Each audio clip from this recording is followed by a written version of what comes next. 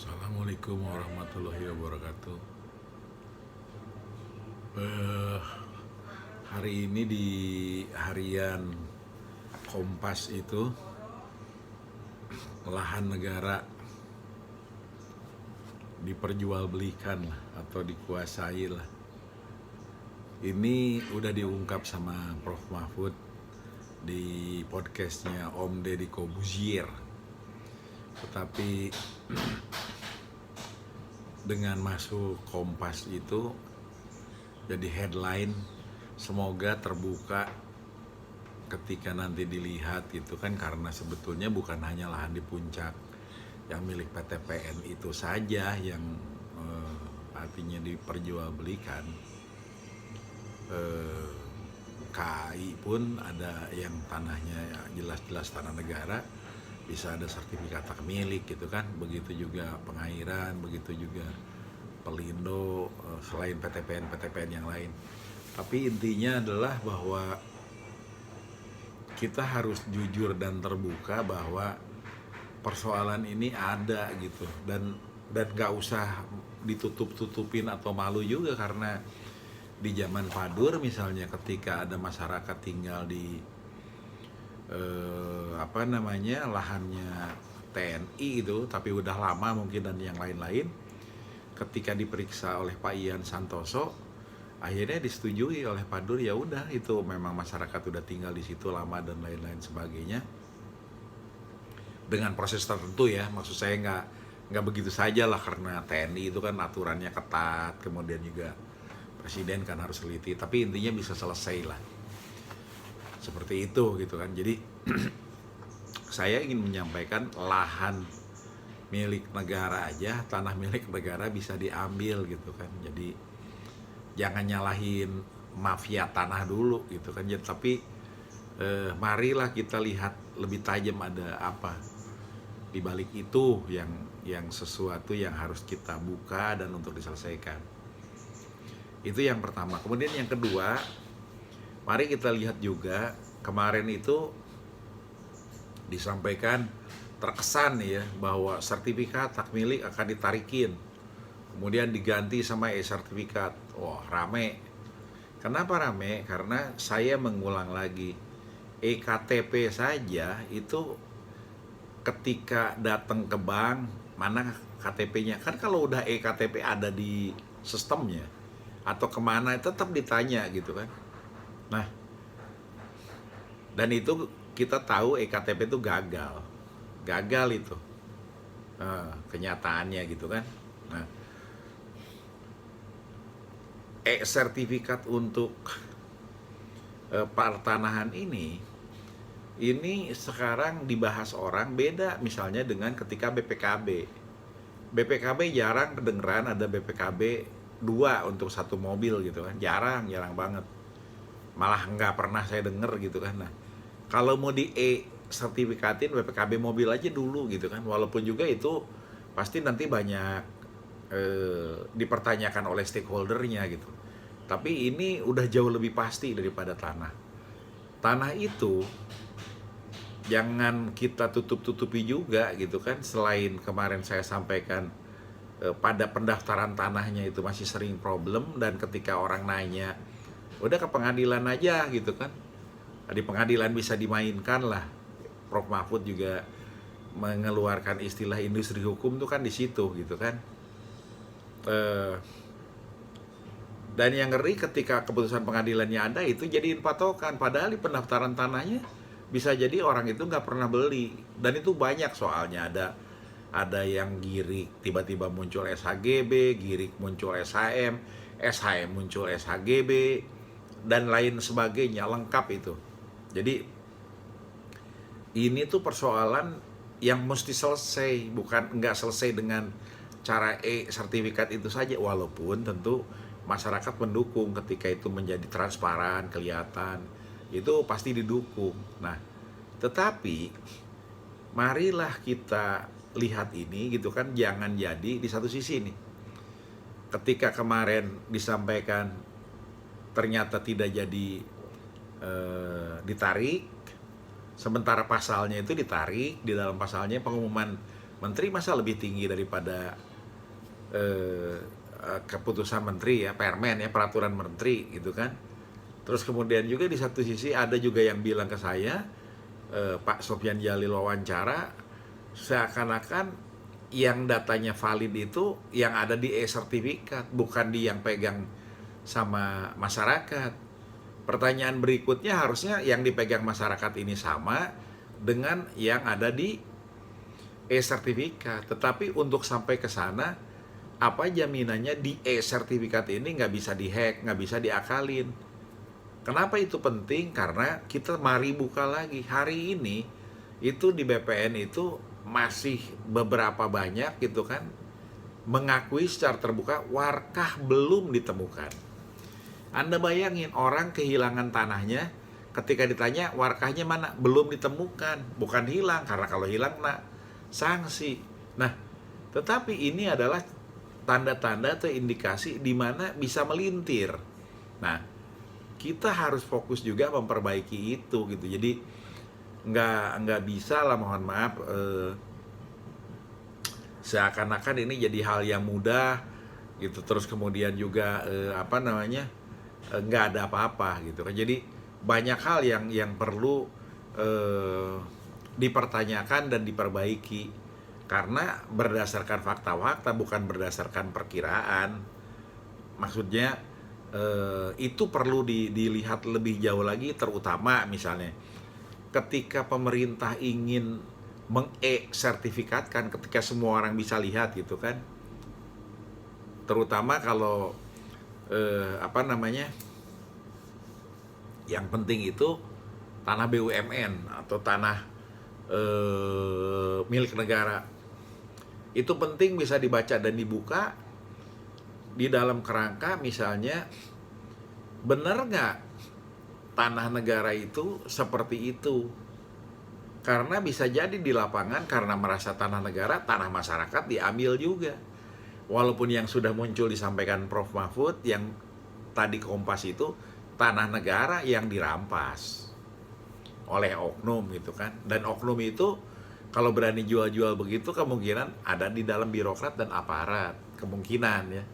Karena kalau orang awam melakukan itu, begitu dibuka surat-suratnya palsu, ya udah masukin penjara, selesai gitu kan. Ini kan persoalannya ketika nanti ditanya mana surat-suratnya, keluar sertifikat asli, keterangan birokrasinya asli dan yang lain-lain gitu kan. Nah, itu jadi persoalan. Jadi warkah belum ditemukan itu, kalau mau bicara e-sertifikat nggak boleh ada lagi.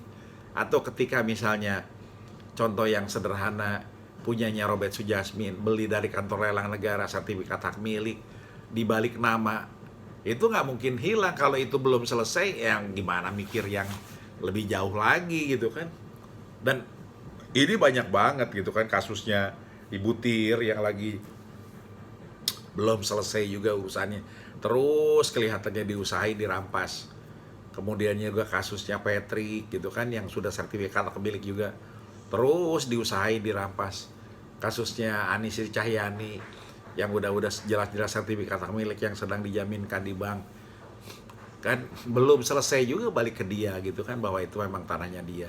Padahal itu sertifikatnya jelas dikeluarkan oleh Badan Pertanahan Nasional gitu kan. Nah, termasuk kasusnya Budi Kendi yang bagaimana mungkin ada perdamaian di orang yang sudah menjual tanah kepada Budi Kendi, Supardi Kendi Budiarjo, tetapi tanahnya Supardi Kendi Budiarjo itu sekarang hilang. Begitu juga seperti Rusli Wahyudi misalnya, yang jelas-jelas ketika kita lihat itu nggak mungkin bisa terbit itu sertifikat ketika sedang sita jamin, semua orang udah tahu itu. Dan kemudian juga Rusli yang udah menyelesaikan proses jual belinya, artinya itu punya kekuatan hukum yang sah juga. Gimana bisa dia nggak pernah jual tiba-tiba jadi punya orang lain dan keluar surat sertifikat ketika masih dalam sita jaminan itu gitu kan. Jadi balik lagi, ini tuh banyak banget gitu kan soal-soal yang saya setuju banget BPN bertindak maju begini gitu kan. One map one policy keren, Terus sertifikat itu keren. Artinya keren itu ketika pendaftaran tanahnya beres. Dan yang tadi itu yang di dalam misalnya yang terindikasi bermain-bermain tuh diberesin gitu kan. Nah sekarang ada lagi muncul misalnya di media, hati-hati, ada oknum yang bisa jadi nipu masyarakat, karena kan masyarakat nggak dengar semua pengumuman dari pemerintahan secara jernih semuanya.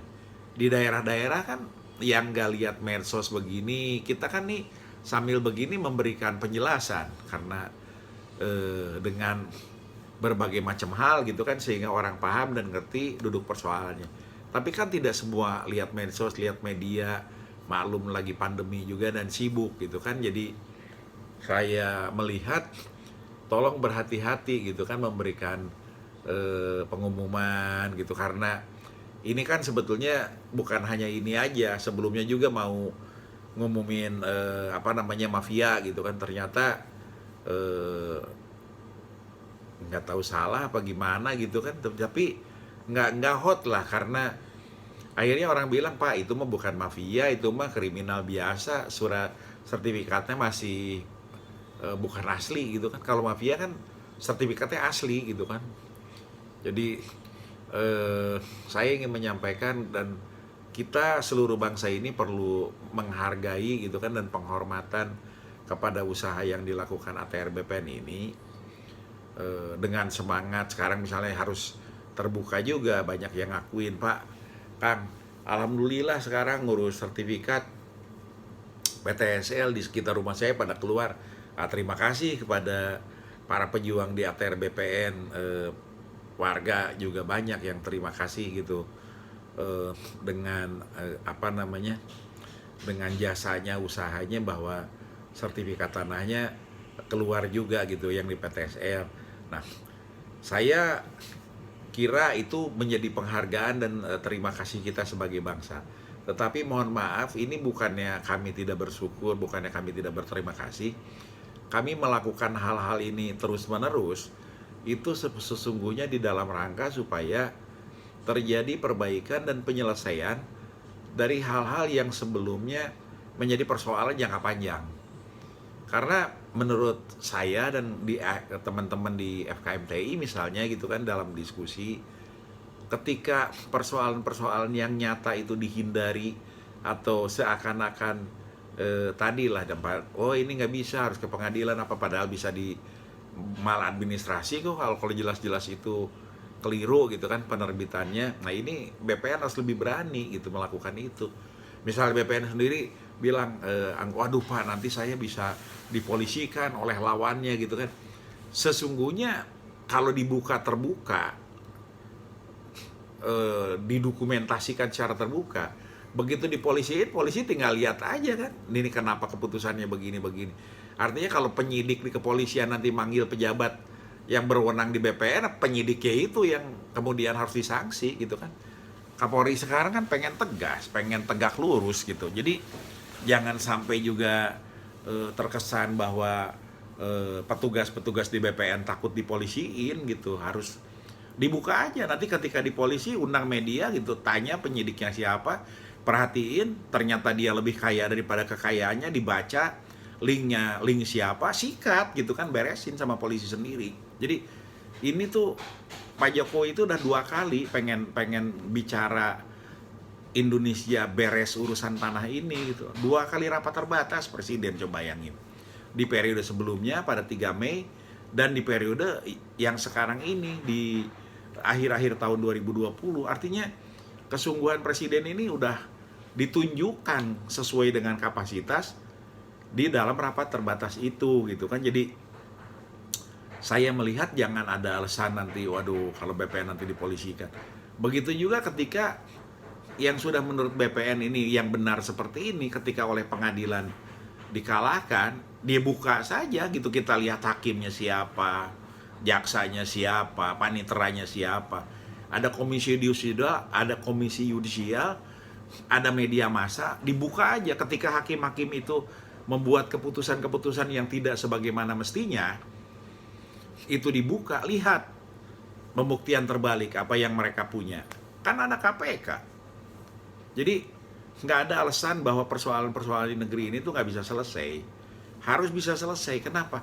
Demi bukan hanya kita ini udah tua, udah bicaranya sebetulnya gimana anak cucu kita dan kita semua bisa lebih bersyukur karena Indonesia dikasih alam yang luar biasa hebat, dikasih musim yang nggak salju dingin banget, panas-panas banget, luar biasa yang Maha Kuasa ini kasih kenikmatan kepada bangsa ini gitu kan. Jadi tolonglah, sekali lagi tolonglah, jadi jangan dibikin sulit, jangan disulit-sulitin. Jadi sekarang ini seperti ceritaan bansos diulang-ulang itu karena rakyat muak.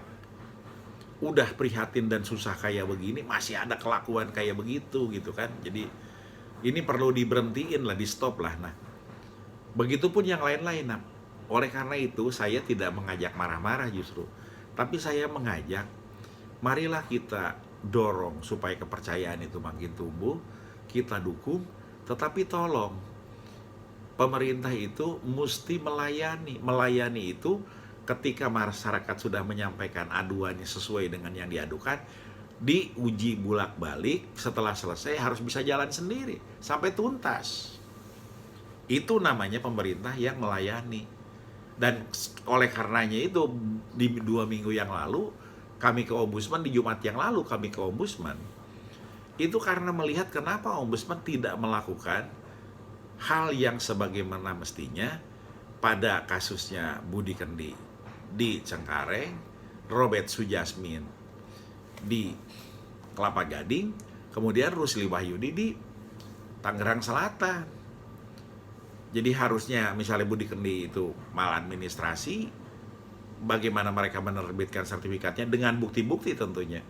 Begitupun Rusli Wahyudi, kenapa itu SHGB bisa keluar padahal sedang sita jamin, dan yang lain-lain. Begitu juga Robert, kenapa sertifikatnya bisa dibatalin padahal nggak ada keputusan pengadilan yang dibatalin dan nggak ada hubungannya tanahnya Robert dengan itu, dan banyak buktinya. Nah, makanya kita bilang, apakah Ombudsman nggak bisa lihat itu? Nah, ini pun sebetulnya bahasa dari komunikasi, mari kita perbaiki sama-sama gitu kan.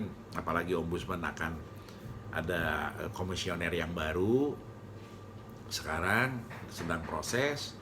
Nah, semoga semuanya membaik. Tapi di luar itu semua, saya berbicara seperti ini karena kita wajib mendukung keinginan dan harapannya Presiden Republik Indonesia saat ini supaya persoalan tanah ini bisa beres. Dan ketika persoalan tanah ini bisa beres, investasi bisa beres.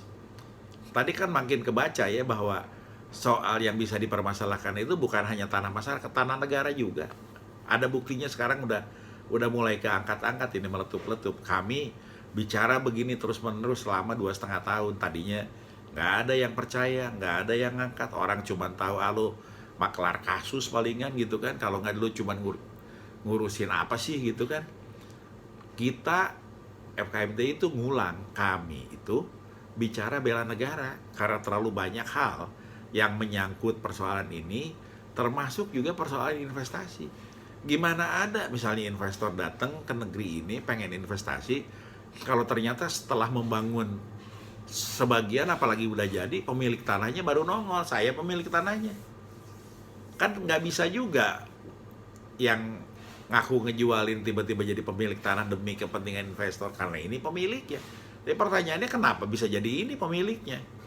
Nah, itulah PR sehingga pendaftaran tanah itu atau Undang-Undang PA 1960 nomor 5 itu atau Peraturan Pemerintah nomor 10 tahun 61 itu tolong betul-betul diimplementasiin, walaupun sudah ada aturan dan undang-undang di atasnya gitu kan, tapi prinsipnya kedaulatan di tangan rakyat dan pemerintah itu bisa menjaga kedaulatan ini, tolong itu dijaga. Kenapa? Karena kekayaan negara dan hal yang bisa menghidupi orang banyak itu harus dikelola dan dikuasai oleh negara. Nah, ketika diberikan kepada pribadi, BUMN, perusahaan dan yang lain-lain, ini perlu dijaga. Jangan tiba-tiba ada orang main ngambil aja dan yang lain-lain. Nah, kalau properti itu bisa dijaga dan optimalkan, maka apa yang disampaikan oleh Ibu Sri Mulyani, di mana di negara lain itu maju, walaupun orangnya usahanya biasa-biasa aja,